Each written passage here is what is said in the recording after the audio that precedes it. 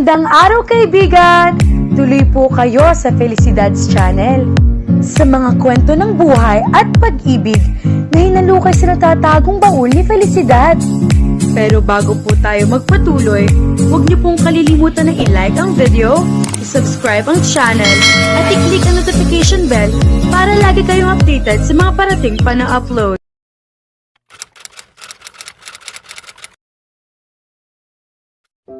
Kinabukasan, ipina-encode na ni Jade ang draft ng contract ni Kirby. Nireview niya iyon at inayos ayon sa specs sa recorded instructions ni Alan. Nang dumating na ito mula sa isang almusal meeting, ay dinala kaagad niya ang kontrata sa opisina. Pagkatapos ay binasa niya rito ang schedule nito sa maghapong iyon. Ito naman ay nakaupo lang sa swivel chair at tila board na nakatulala lang sa kisame. Parang hindi na ito makapaghintay na matapos siya sa pagbabasa. Nang matapos na siya ay naghintay siya sa magiging instructions ito. Anong nangyari sa dinner ninyo ni Kirby kagabi? Nag-enjoy ka ba? Nagulat siya sa naging tanong nito. Ha? Oo naman. Huwag kang mag-alala, wala akong mairereklamo. Dugtong pa niya. May nagdaan ngiti sa mga labi nito. Masaya ako. So, mahilig ka sa mabiro, ha? Napangiti rin siya. As if naman papayag ang pinsan mo na hindi tumawa ang kahit sino sa mga biro niya. Talaga. Naasiwa siya sa paraan ng pagkakatingin nito. May ipapagawa ka ba? Umayos ito ng pagkakaupo sa swivel chair. At tinignan ang draft sa ibabaw ng desk. Wala muna for now. Tatawagan na lang kita kung may kailangan akong ipagawa mamaya. Sige sir. Nang palabas na siya ng opisina nito, naramdaman niyang parang sinusundan siya nito ng tingin. Nakahinga lamang siya ng maluwag nang maisara na niya ang pinto ng opisina. Ang sumunod na mga araw ay halos gaya rin lang ng dati. Bago matapos ang linggong iyon, nagbalik si Kirby para pirmahan ang kontrata nito.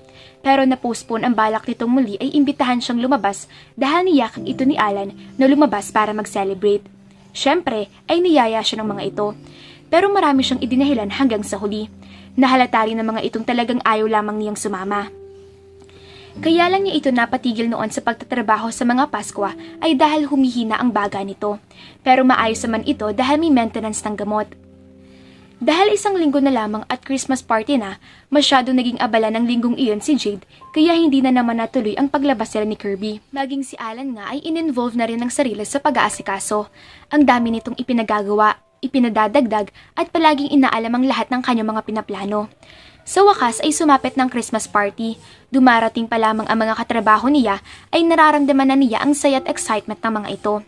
Si Alan na mag-o-opening remarks sa party. Nagpasalamat ito sa simula sa mainit na pagtanggap dito ng mga empleyado. Pagkatapos ay inalala nitong ama. Nang matapos ito ay nagpalakpakan silang mga empleyado. Sumunod doon ay ang programang inihanda ng mga empleyado. May kumanta, sumayaw at mga contests.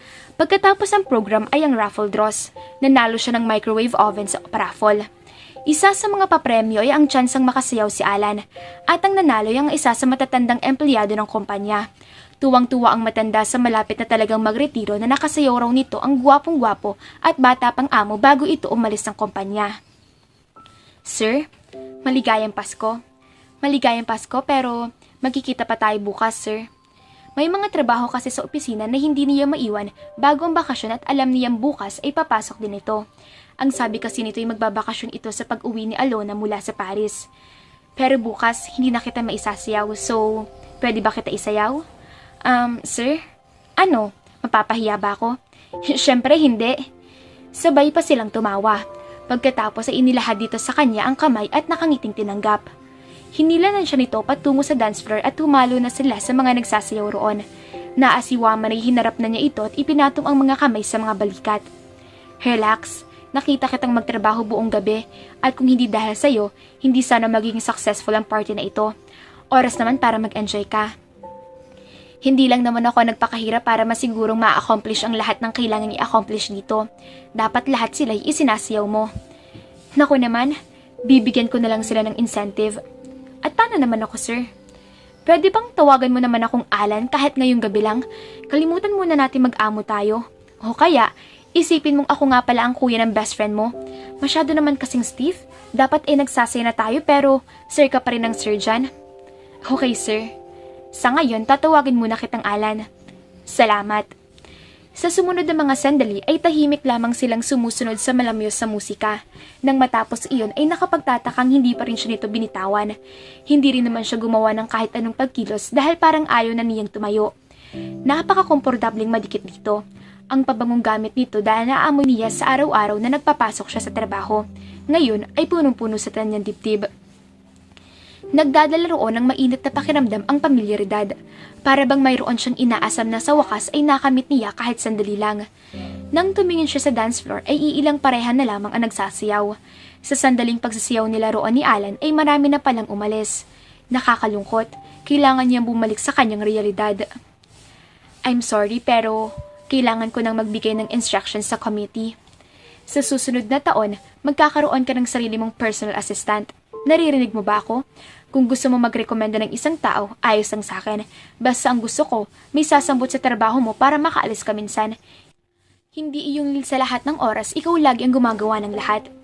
Pero sabi ko sa'yo, hindi ako ang boss orders. Salamat sa sayaw, kita tayo bukas. Naguguluhan na lamang na tiningnan niya ito habang naglalakad na ito palayo sa kanya. Ito na lang ang natitira, tapos pwede na tayong umalis. Sabi ni Jade kay Alan, pagkatapos maibaba ang natitirang dokumentong kailangan nitong pirmahan bago sila maghiwa-hiwalay para sa Christmas vacation. Pagkatapos ay napasulyap siya sa orasan sa wall. 6:00 na, kailangan pa naman niya mag-grocery para sa birthday niya kinabukasan. Uuwi si Alona mula sa Paris at ito ang magiging special guest niya. Sir? Sa tingin ko tapos na tayo dito. Lalo siyang nalito. Sir? Yung damit mo, ayos lang. Kung tutuusin, higit pa doon. Tumayo ito mula sa swivel chair, saka lumigid sa lamesa at tumigil sa harap niya. Satisfied ng ngumiti. Sir? Kailangan ko ng isang tao na sumama sa akin sa cocktail party na ito na hindi ko maiwasang hindi pumunta. Kaya sumama ka sa akin. Pero sir, kailangan kita Jade. Mas magandang pumunta na tayo ngayon para maaga tayo makapagpaalam. Pero hinihintay ako ni Inay. Birthday ko bukas, remember? Gusto ni Inay na iluto na ngayon yung leche flan na gustong-gusto ni Alona. Hindi pa kompletong ingredients at akong bibili nun. Dapat nga kanina pa. Hindi ko ina-expect na gagabihin tayo rito. Ano mga ingredients? Isulat mo sa pel at iuutos ko na lang sa ibang tao. Pero, kailangan talaga kita ron. Pakiusap, Jade. Hindi ko hihilingin ito kung hindi lang importante. Hindi na kailangan. May papakiusapan na lang ako na mag-grocery para sa akin. Salamat. Hindi ko ito malilimutan. Tumango siya saka lumabas na ng opisina. Habang inaayos ang mga gamit niya sa desk ay parang nakikita pa rin niya ang mukha nito noong magpasalamat ito sa kanya. At alam niyang wala itong hihilingin na hindi niya kayang ibigay. Iyon lang ang lihim niyang maipagmamalaking hindi kayang masaklawan ng anumang estado nila sa buhay. Mga ka-felicidad, parang gusto na ni Alan si Jade na kasama sa birthday. Hindi kaya may gusto na si boss sa kanyang sekretary? Abangan!